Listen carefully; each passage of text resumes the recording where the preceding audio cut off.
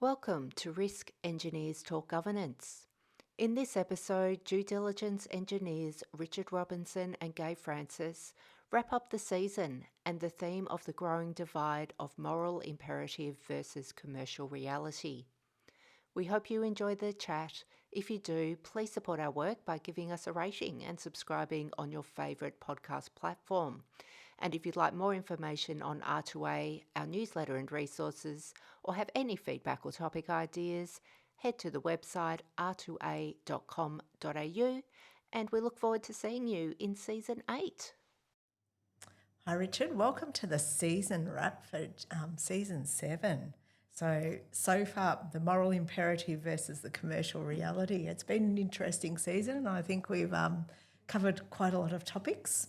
Somewhat to your surprise, I've decided. We have, very much to my surprise. So, to grok or not, resilient infrastructure, risk and adaptation strategies, delayed decisions to avoid SFAIRP. I think that's been really well listened to.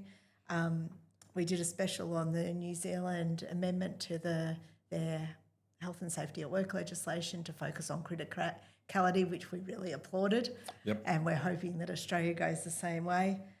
Ignorance in health and safety, cunning versus smart in leadership, how information sharing has changed with SFAIRP and the internet and then the public sphere, and then risk curves as our last podcast for this season before this one. I think we were having a discussion before we started recording this about what we were actually going to cover in the wrap, and the little joke we may have to contain Richard. There's some hot topics here that he's got some passion about. But I think one of the key things was that we're seeing that divide between what the moral imperative of is as the work health and safety legislation and safety legislation versus the commercial reality. And I think the divide's getting bigger. Yes. Also, it's the way that people are now assessing what to do and the initiatives that are being taken and the innovations that's needed. And we are relying heavily on and so this is now your opening, Richard, we're now relying heavily on the internet. Yep. And AI in particular. Yep. To help us inform those decisions, although more people are starting to rely on AI to potentially make decisions. Yes, well, your children, for example, tend to regard it as gospel. They do. When we've had the discussion, and our producer did say that my girls are used as examples in these podcasts, but often that's the first thing that comes up on the internet when they do a search is the AI summary of whatever they've put in, to ask a question or something. And, I had to say to them, where did the source come from? And they didn't. They looked at me as if I was stupid and didn't really understand that. I don't know if you've tried it a couple of times, but I did a couple of searches on due diligence, right, and safety due diligence and so forth, and the references are to A. Oh, there you go. Which is quite, and it's the core reference. Now, that was a bit of a surprise to me because I don't even know which AI I was using. Because Apple, I think, has gone with Google, I think. Right. So it's a bit hard to tell sometimes what's actually going on out there. But anyway, if you wanted me to say my piece now. Yes, you can say your piece now. I've been invited to give a presentation for the marine pilots in Darwin in next month or something like that. So I was trying to work out what to say and talking about it. And one of the things that sort of pops up, obviously, is what's going to be the role of AI for marine pilotage. Now, the whole point about marine pilots is that they're there because they're dealing with critical things, because, collisions, elisions or groundings with ships is bad news. Yeah. And if you have a major environmental contamination, or as you happen in the Jolly Nero in Genoa, and you knock the control tower down or something like that and a whole lot of people get killed, all hell breaks loose. Yeah. So, high consequence, low likelihood. Good stuff. And that's the reason why marine pilots exist and why they nominally get civil immunity from all these sorts of things as long as they're acting in good faith. Now, the trick is, of course, because the SFAIRP business and the WHS legislation, you've got to do all reasonably practical things. And one of the things that pops up, obviously, what's the role of AI and what benefits can it provide you, and ought you to be considering this? Now, we've sort of looked at over time different places where things could act. I mean, we sort of commented when we were doing the grounding the Taiping in Southport, New Zealand, all those years ago now. It's like almost 20 years ago, I think it was. Closer to 25, Gaye. Okay. And so forth. But one of the things we noticed, there were 3 pilots on the water, one on having the conduct of the vessel, and one on the tug tied fast astern and one on the pilot vessel at the other end of the channel. And because it's a very short, quick passage, as they approached their board point, the point of no return, the pilot on the bridge asked the other two pilots, "How do I look?" But that means they've effectively got three pilots, sets of eyes on them. second and third pilot, which is obviously very rare. But because it's such a short passage and it's convenient to do and you had the resources, it was reasonable in the circumstances. And because the passage was a particularly awkward and difficult passage.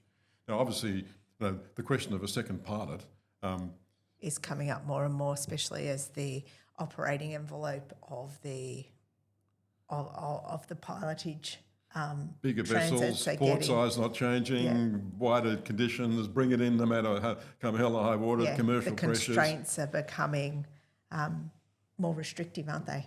But if it's 2.5 hour pilotage coming down the Brisbane River or something like that, second pilots are expensive. Yeah.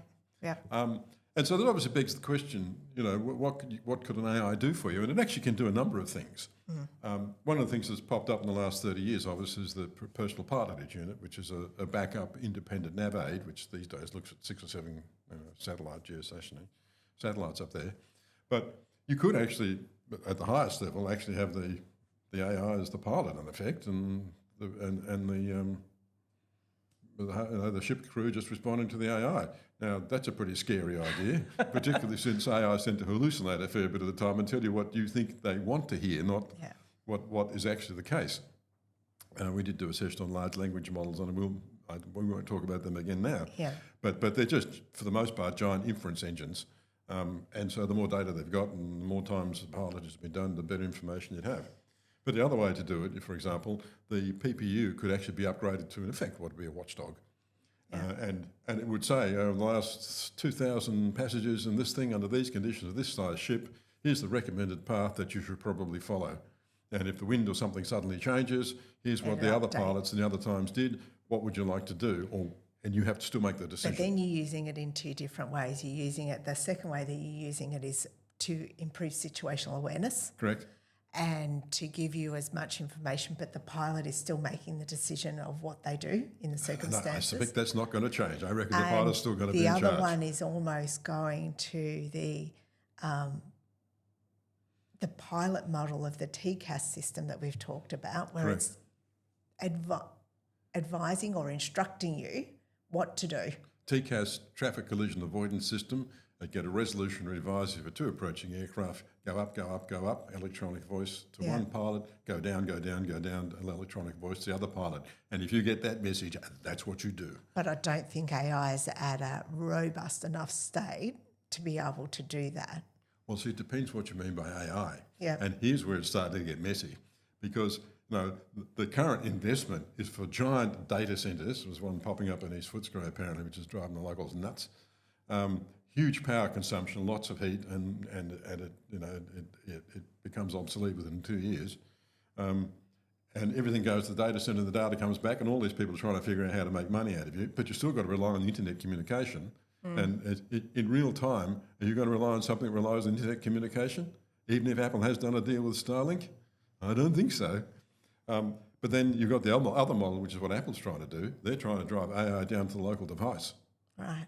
And you're looking at the two commercial, of those two, I reckon Apple's got the edge.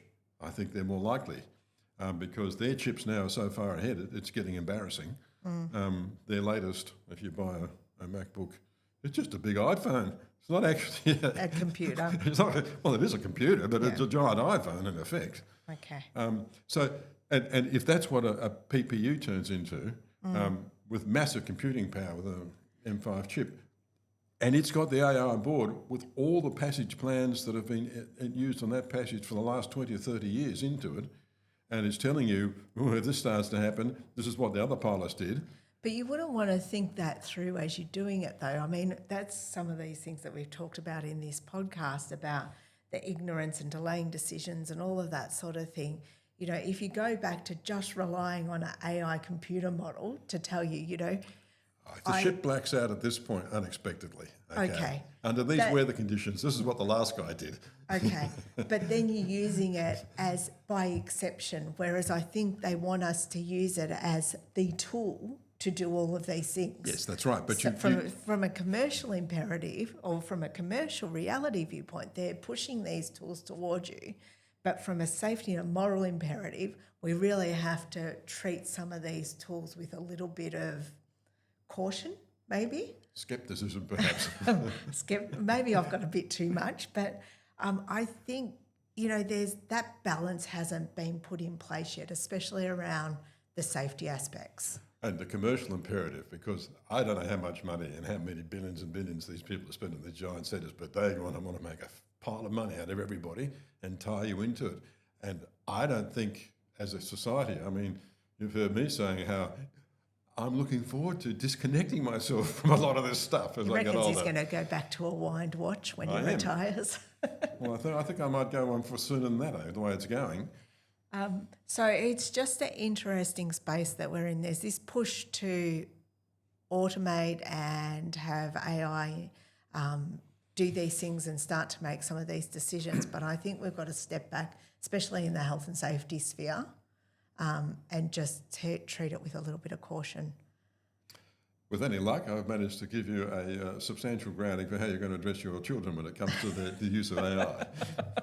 Carefully, I think the answer is. Very carefully. So I think that's a good place to finish season 7. We will be back for season 8. Haven't quite got a topic in mind yet, but we will be back next season. So thank you again for joining us. Thanks, Richard. Thanks, Gaye.